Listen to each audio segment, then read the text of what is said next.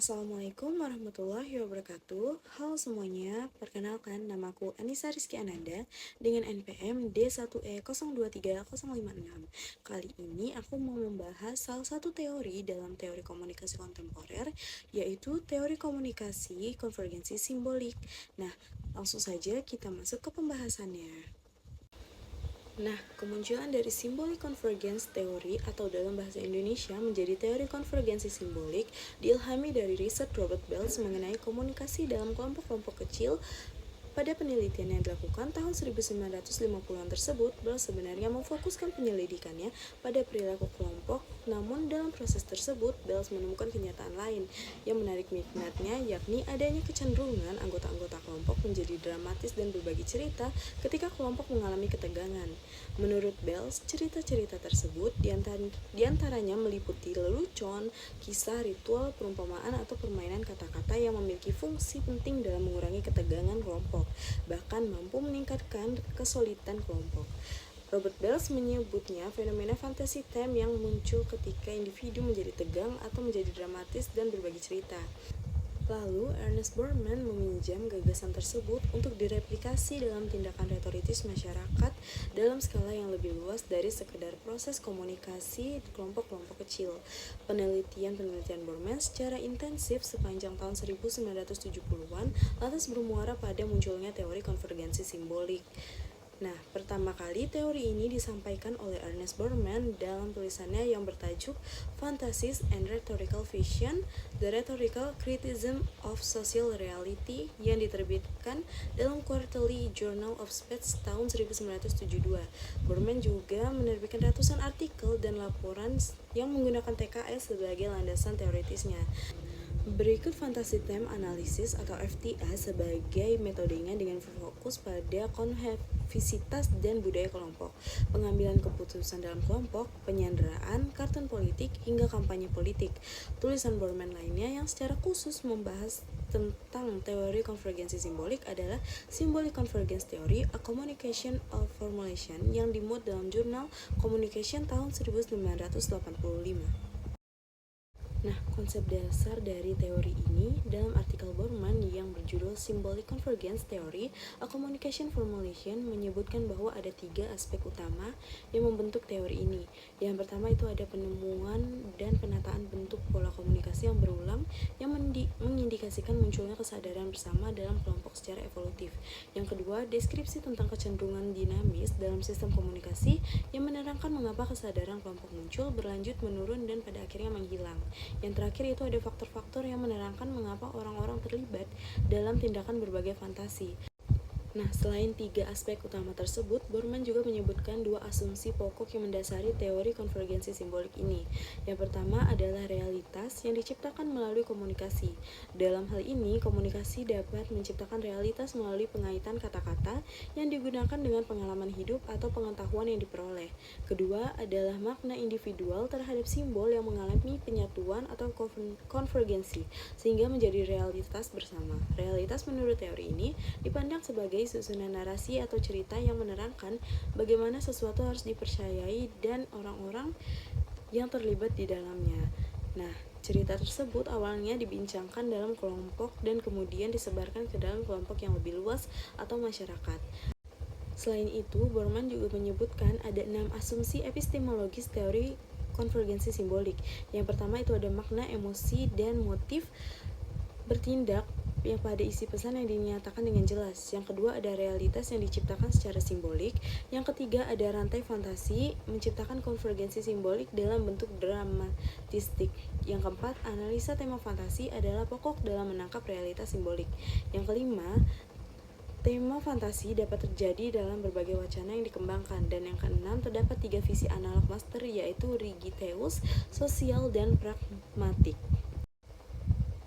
Nah, dari penjelasan tadi, apa sih yang dimaksud dengan teori konvergensi sosial? Nah, istilah konvergensi adalah sebagai suatu cara di mana simbolik pribadi dari dua orang atau lebih saling bertemu, saling mendekati satu sama lain, atau saling berhimpitan. Sedangkan istilah simbolik adalah terkait dengan kecenderungan manusia untuk memberikan penafsiran dan menanamkan makna kepada berbagai lambang, tanda, kejadian yang tengah dialami, atau bahkan tindakan yang dilakukan manusia. Jadi, teori konvergensi simbolik adalah percakapan yang memunculkan simbol atau fantasi yang ditanggapi oleh kelompok-kelompok lain, sehingga penerima dan pemberi pesan satu sama lain mengerti maksud pesan yang disampaikan dan memiliki tujuan yang sama. Nah, Borman menggunakan fantasi theme analisis sebagai metode untuk pengaplikasian teori ini. Konsep fantasi dijadikan sebagai kata kunci dalam teori ini. Ada beberapa istilah yang perlu dipahami untuk memahami teori ini. Nah, yang pertama itu ada fantasi theme atau tema fantasi. Nah, Borman mengartikan tema fantasi sebagai isi pesan yang didramatisasi hingga menciptakan rantai fantasi. Sedangkan menurut Miller menjelaskan tema fantasi sebagai dramatisasi pesan yang berupa lelucon, analogi, permainan kata, cerita, dan sebagainya yang memompa semangat berinteraksi. Dramatisasi pesan tidak terjadi dalam konteks tugas atau pekerjaan yang tengah dihadapi atau peristiwa yang sedang berorientasi pada saat ini dan di sini. Dramatisasi pesan terjadi bila kelompok memperbincangkan peristiwa yang di luar kelompok atau membicarakan peristiwa yang sama yang dialami anggota kelompok pada masa lalu.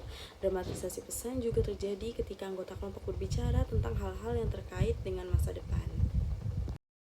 Yang kedua itu ada fantasy chain atau rantai fantasi. Rantai fantasi terbentuk ketika pesan yang didramatisasi oleh anggota kelompok berhasil mendapat tanggapan dari anggota kelompok yang lainnya, sehingga meningkatkan intensitas dan kegairahan dari para partisipan dalam berbagi fantasi.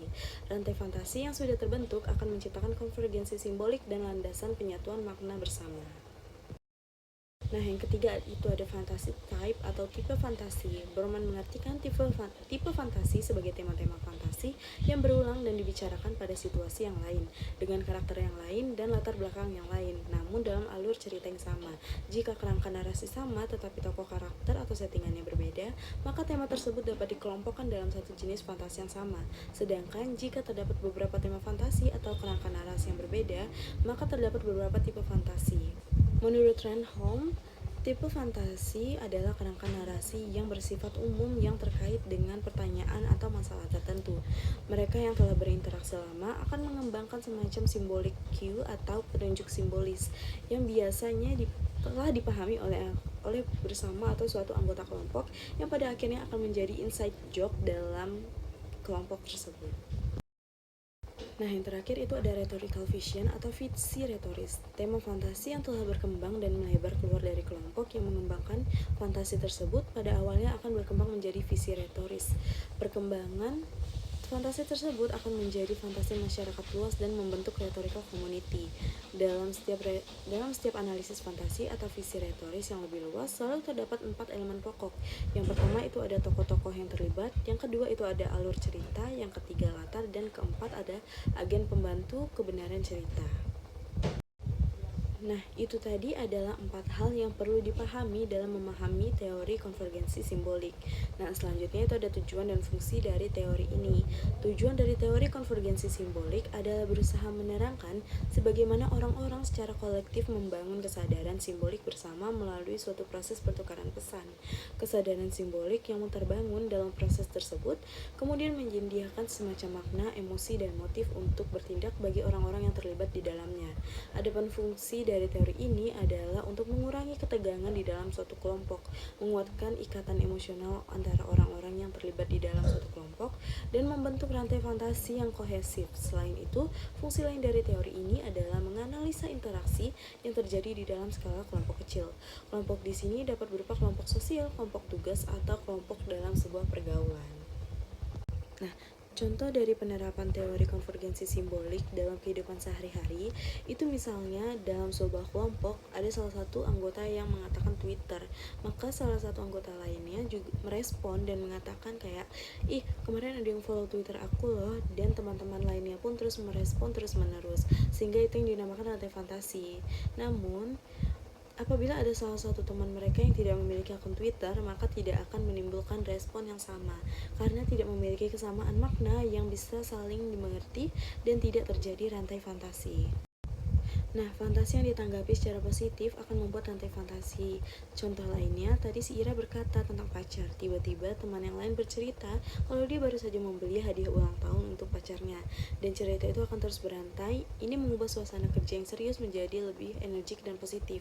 Dengan adanya saling berbagi fantasi ini, kohesi dalam sebuah kelompok semakin terbentuk. Nah, kohesi yang terbentuk dalam sebuah kelompok mempermudah terjadinya pengambilan keputusan dalam kelompok tersebut. Keterbukaan adalah bagian penting dalam kohesi dalam kelompok. Borman juga menjelaskan bahwa setiap analisis tema fantasi atau yang lebih luas lagi dalam visi retoris selalu terdapat 4 elemen pokok berikut, yaitu tokoh-tokoh yang terlibat, alur cerita, latar, dan agen penentu kebenaran cerita. Nah, tokoh pemeran dalam cerita tersebut dapat berupa pahlawan, penjahat, atau pemain pendukung lainnya. Sedangkan alur cerita merupakan rangkaian cerita yang dikembangkan dan tindakan-tindakan apa yang dilakukan. Nah, pada aspek latar tercakup di dalamnya lokasi, berbagai peralatan atau perlengkapan yang terkait, serta aspek sosiokultural yang ada dalam latar terkait. Terakhir adalah sentient agents atau agen kebenaran yang berkaitan dengan sumber-sumber yang akan melegitimasi kebenaran cerita. Keempat elemen pokok di atas. Nah, keempat elemen pokok di atas yang dalam istilah Borman disebut dengan istilah dramatistic structural elements. Nah, memang terasa mirip dengan elemen-elemen pokok dari teori dramatisme dari Kenneth Burke, yang pada kenyataannya memang demikian. Bahkan Morris dan Buchanan lebih lanjut menyatakan bahwa kajian-kajian komunikasi yang bersifat humanistik memang cenderung menggunakan sudut pandang dramatistik. Nah, itu saja penjelasan dari aku mengenai teori konvergensi simbolik. Nah, semoga bermanfaat. Wassalamualaikum warahmatullahi wabarakatuh.